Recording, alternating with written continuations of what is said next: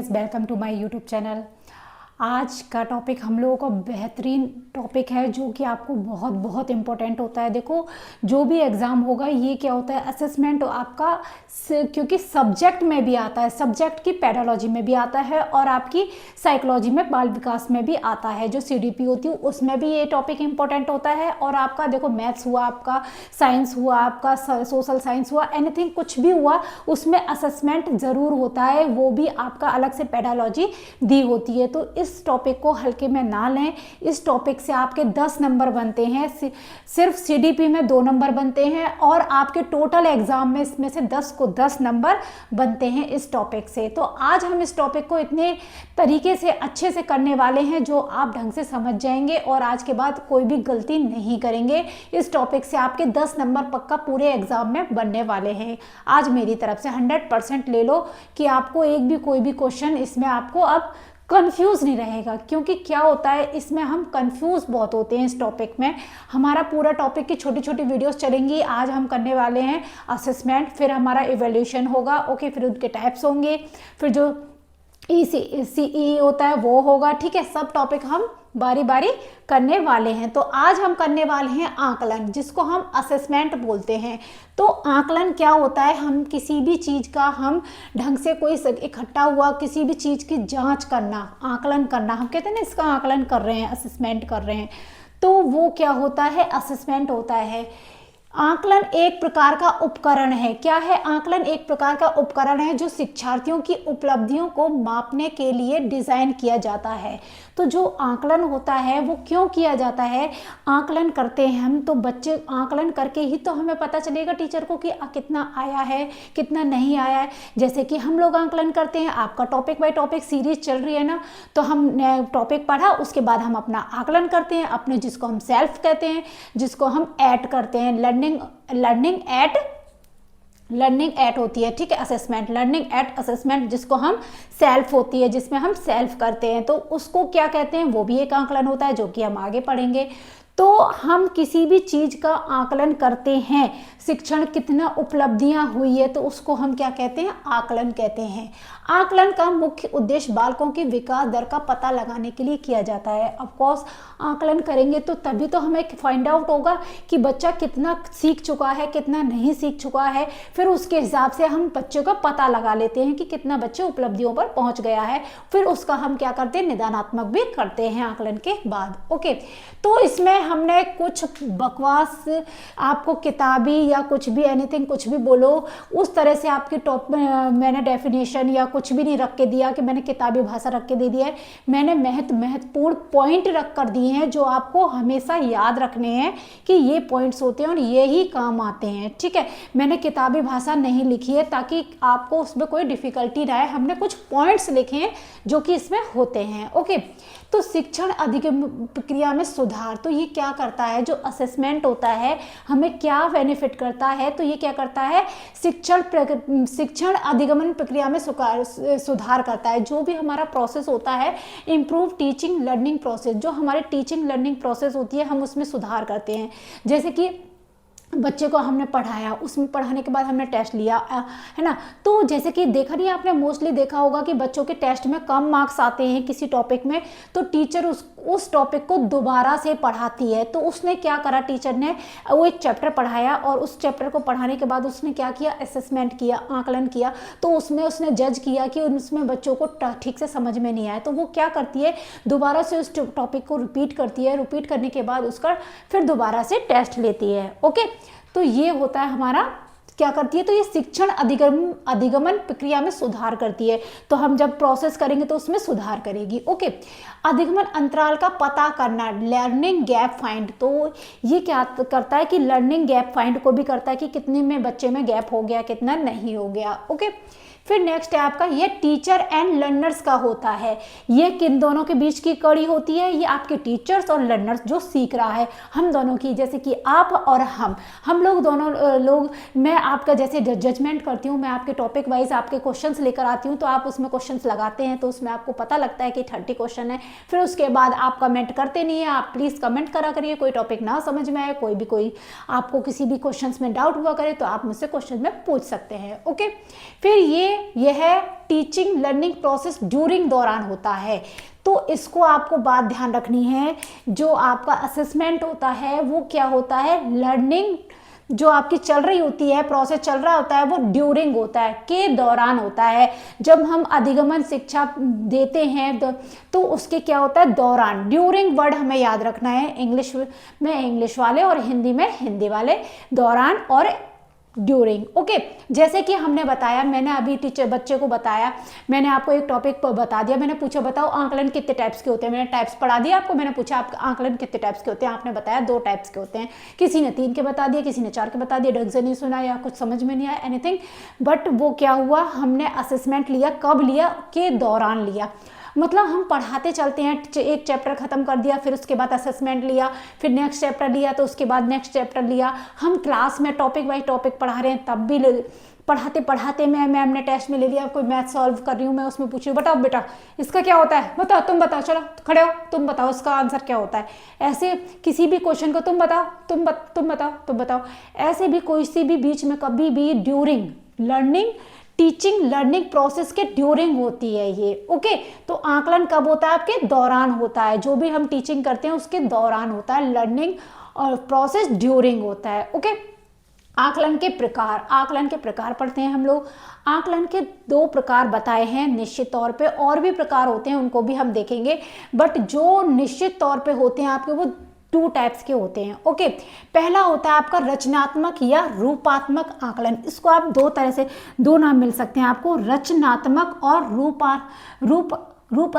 रूपात्मक आकलन। ओके, मेरी टंग स्लिप हो जाती है, प्लीज ये मत बोलना कि मैम कैसे करती हैं, ठीक है। रचनात्मक, ठीक है, और दूसरा है योगात्मक आकलन, ठीक है। बहुत गहराई से समझना है, इनकी ट्रिक को मैं ट्रिक से बताऊंगी आपको, ठीक है।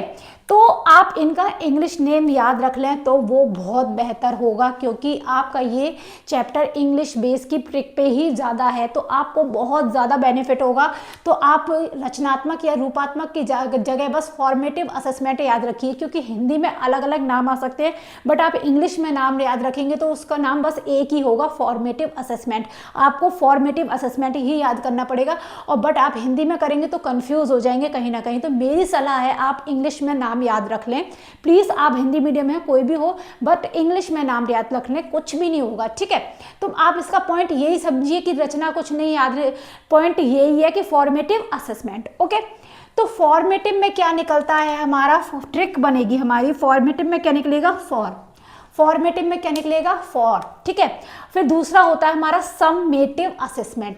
समेटिव में हमारा क्या निकलता है, समेटिव में क्या निकालोगे आप, समेटिव होगा तो आप उसमें सम देखेंगे, और फॉर्मेटिव होगा तो उसमें आप फॉर देखेंगे। ओके, तो फॉर क्या होता है, फॉर से आपको ट्रिक निकलेगी, आपका क्वेश्चन में आएगा, ये किस लिए होता है, असेसमेंट फॉर लर्निंग। ये किस लिए होता है, असेसमेंट फॉर लर्निंग। किस लिए होता है, असेसमेंट फॉर लर्निंग। और समेटिव आपका क्या होता है, सम मीन्स होता है योग, हिंदी में भी आ गया, सम मीन्स होता है योग। तो कोई भी टोटल, मतलब कोई भी चीज टोटल हो जाती है, उसके बाद आपका ये समेटिव असेसमेंट हो जाता है। जब हम पूरा सिलेबस खत्म हो जाता है सब कुछ, उसके बाद दौरान करते हैं, जैसे हमारा पूरा कंसेप्ट खत्म हो जाएगा उसके बाद हम इसको करेंगे, तो ये होगा असेसमेंट ऑफ लर्निंग, ठीक है। तो ये क्या होता है आपका, इसमें होता है आपका असेसमेंट ऑफ, यहाँ पे क्या लगाएंगे, ऑफ। सबमिटिव में ऑफ और आपका फॉर्मेटिव में फॉर लगाएंगे। ओके, मम्मी जल्दी वीडियो बना दो, हम मोमोज खा रहे हैं।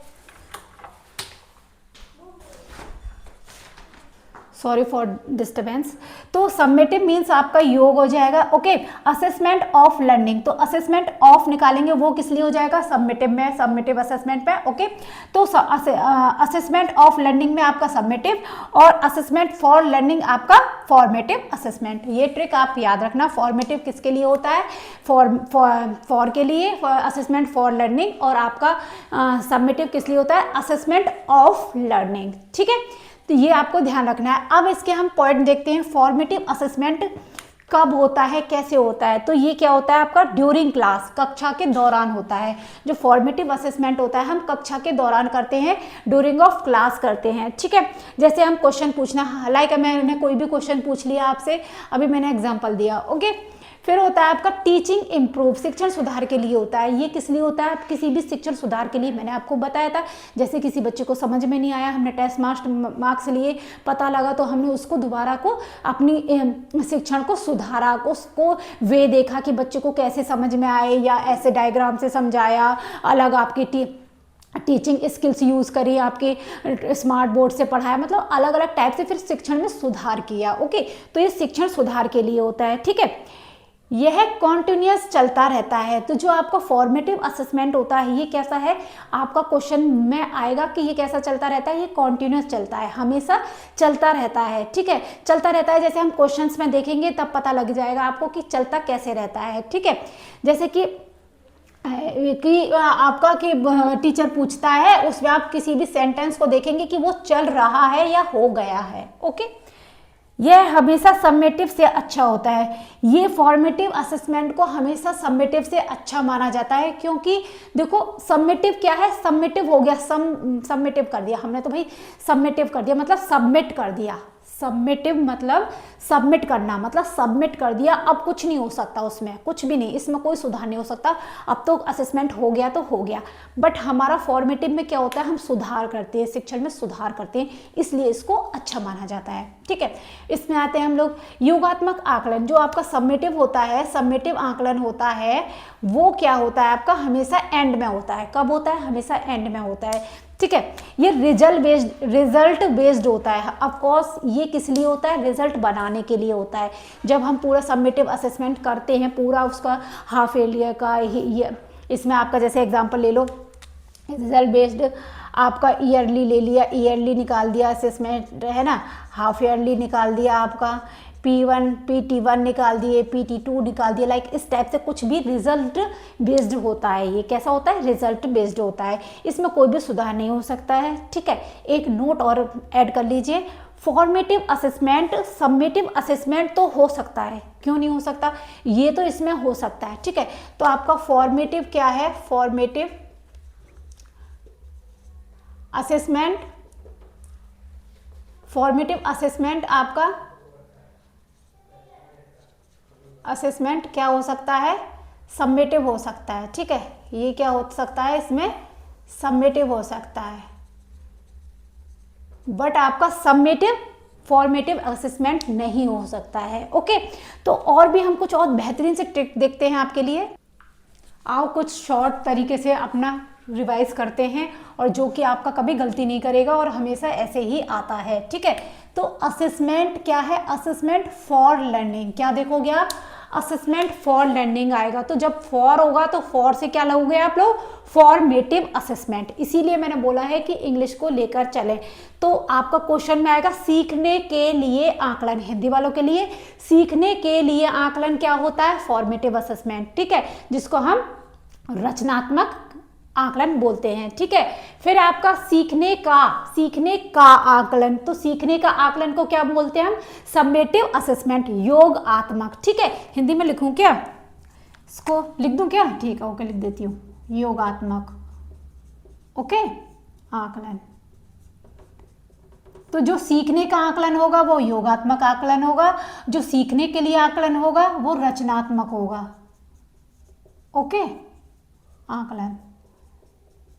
ठीक, अब असेसमेंट ऑफ, क्या पढ़ोगे? Assessment of learning. जब ऑफ लर्निंग होगा, ऑफ होगा, तो क्या होगा? समेटिव असेसमेंट, जिसको हम सम से निकालेंगे। जब हम पूरा टोटल ऑफ करते हैं तो क्या होगा? समेटिव असेसमेंट क्या होगा? ऑफ होगा। हमेशा कोई भी चीज सबसे बाद में होगी, समेटिव के बाद होगी, टोटल होगी, तो वो क्या होगी? आपकी समेटिव असेसमेंट होगी। सीखने का आकलन, योगात्मक आकलन। Okay, assessment as learning. अगर आपका असेसमेंट एज लर्निंग आएगा तो एज लर्निंग के साथ क्या आ जाएगा? सेल्फ असेसमेंट, अपने आप का असेसमेंट। तो एज के साथ क्या लोगे आप? सेल्फ लोगे। ओके, तो नेक्स्ट क्या होगा? Assessment as learning, self assessment, जिसको हम सीखने के रूप में आकलन, तो खुद का आकलन, स्वयं आकलन। ओके, फिर नेक्स्ट आपका होगा assessment at learning. Eight learning में क्या होगा?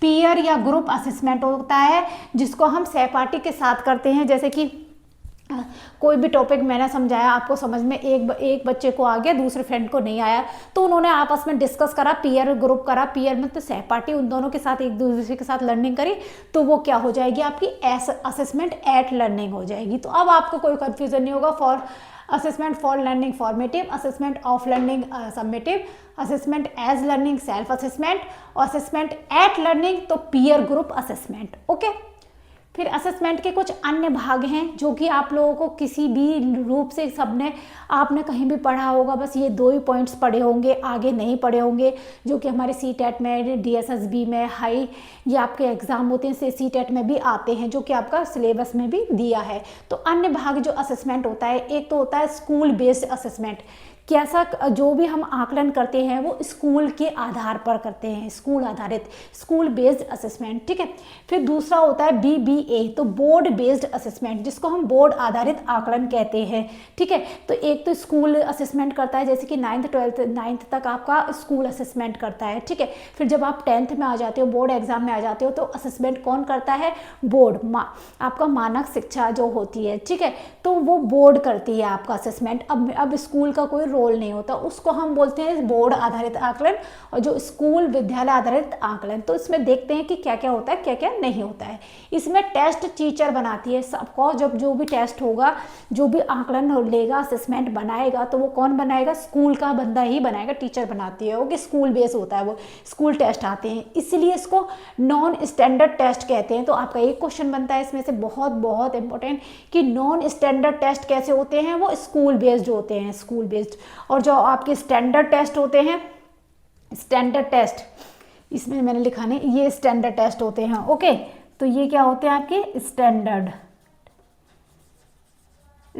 टेस्ट होते हैं, ठीक है। तो आपका BBA में क्या आता है? स्टैंडर्ड टेस्ट आते हैं, और ये नॉन स्टैंडर्ड टेस्ट होते हैं, ठीक है। ये क्या होता है? SBA क्या होता है आपका? जो स्कूल बेस्ड होता है, वो कैसा होता है आपका? इंटरनल रूप से बच्चे को जाता है। देखो, जब हमारे पास पूरे स्कूल में, जैसे आप पूरे अब स्टार्ट कर रहे हो, शुरू से पूरे एग्जाम लेने तक मेरे साथ क्लास लेते हो, तो आपके कमेंट से और मुझे कमेंट से आप सबका बिहेव पता लगता है, सब बच्चे के बारे में पता लगता है। जब स्कूल में बच्चा होता है, वो पूरे साल भर उसका असेसमेंट करते हैं, पूरे हर दौरान उनका असेसमेंट होता है, तो वो अपने बच्चे को अच्छे से जानता है, ठीक है। स्कूल BBA आपका बोर्ड बेस्ड आधारित जो होता है असेसमेंट, वो बच्चे को नहीं जानता है। तो ये इंटरनल रूप से कैसे जानता है? देखो, एक एग्जांपल समझाती हूँ आपका। मेरे को पता है 2 बच्चे हैं, एक सीता है, एक गीता है। तो सीता तो काफ़ी पढ़ती है, मुझे पता है, टीचर को पता है, स्कूल को पता है कि बहुत इंटेलिजेंट है सीता, और सबको पता है कि गीता है ना, गीता पढ़ती नहीं है, बिल्कुल भी कुछ नहीं है। तो ये एग्जाम में बैठी, बोर्ड एग्जाम में बैठी दोनों बहन, ठीक है। तो सीता ने तो बहुत अच्छे से तैयारी कर रखी थी, और वो पर्ची नहीं लाई थी, और गीता क्या है, खर्रे लाई थी, पर्ची बना के लाई थी। तो जब हम स्कूल की चेकिंग हो रही थी, तो उसने कुछ नहीं, उसको पकड़ी नहीं गई, ठीक है। जब जब बोर्ड एग्जाम में फ्लाइंग आती है, फ्लाइंग चेकआउट करने आई, तो उस गीता ने क्या करा, सीता के पास वो पर्ची फेंक दी। अब मेरे को जो स्कूल का टीचर है, उसको तो पता है ये नकल नहीं कर सकती, ये बहुत होशियार है, पढ़ने लिखने वाली लड़की है, बट जो बाहर की फ्लाइंग आएगी, वो तो रजिस्ट्रेशन काटी देगी, वो तो नहीं जानती ना। तो क्या होता है, जो स्कूल बेस्ड होता है, वो इंटरनली अपने बच्चों को जानता है, वो एक बार के लिए पकड़ सकता है कि ये पर्ची इसकी नहीं हो सकती, ये यहाँ से मिली है, कोई बात नहीं, ये और किसी की है, वो जानता है, क्योंकि वो अपने बच्चे को इंटरनली जानता है, और ये बच्चे को बाह्य रूप से जानते हैं, ओके।